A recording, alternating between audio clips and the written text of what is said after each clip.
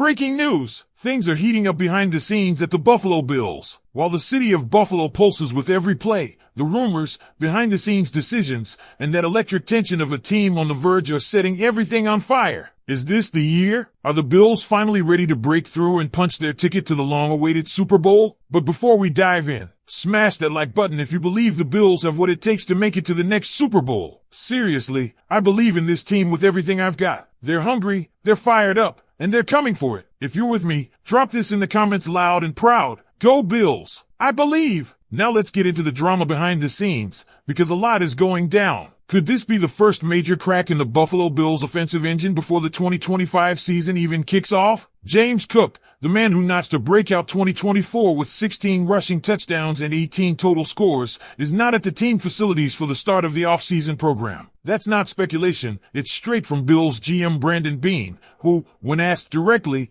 didn't even confirm whether Cook will return anytime soon. He simply said, "It's voluntary." But the concern in his tone said a lot more than the words did. No timeline, no commitment, no clarity. And Bills Mafia, let's be real, when a franchise's top running back skips the start of the program and whispers about wanting a $15 million a year deal get louder, you don't ignore it. You lean in. You start asking the real questions. Is this a holdout? Is this the early sign of a contract standoff? Is the Bills front office willing to shell out elite money for a position that's been historically undervalued, even as talents like Saquon Barkley remind the league why running backs still matter? It gets even murkier. While fans debate whether Cook deserves top-tier money, Beane's comments added fuel to the fire. When he said, "I can't tell you if he's coming or not," it sent a clear message: this isn't just a casual day off. And in a league where voluntary workouts are often skipped for family vacations or rest, it's the absence of any reassurances that has fans on edge. Last season, James Cook wasn't just another player, he was a difference maker. He turned heads, converted drives,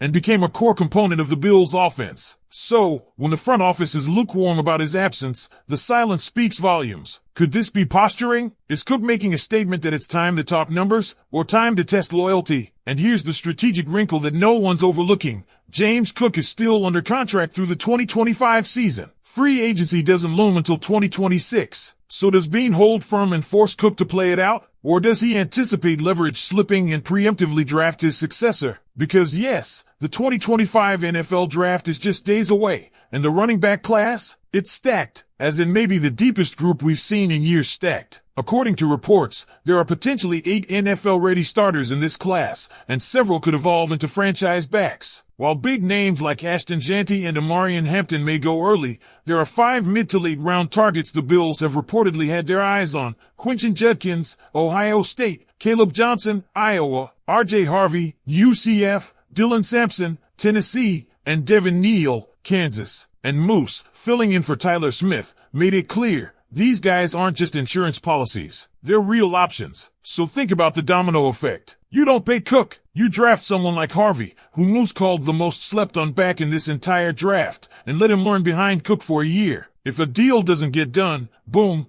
you've already got a ready-made replacement who knows the system and doesn't cost $15 million per year. But don't think the Bills are putting all their eggs in the draft basket just yet, because Adam Schefter dropped a nugget that may change the calculus. Travis Etienne and Racket White are reportedly on the trade block. Now, at first glance, that might raise eyebrows, but let's not get carried away. Etienne, while talented, is coming off a rough 2024. Despite playing 15 games, he had only 150 carries and 2 touchdowns, with a PFF grade of 60.7, mediocre by any standard. Even his strength as a pass-catching back didn't shine, racking up just 19 receptions for 254 yards on 329 snaps. That's not the production you'd hope for if you're looking to upgrade from Cook. More like a sideways move. Racket White? Same story. After a solid 2023, he dipped hard in 2024 while splitting carries with dynamic rookie Bucky Irving. The writing's on the wall in Tampa. Irving is the future, and White is losing the job. And as Moose bluntly put it, Cook is better than Racket White. That's not even debatable. So unless you're looking for a backup or insurance,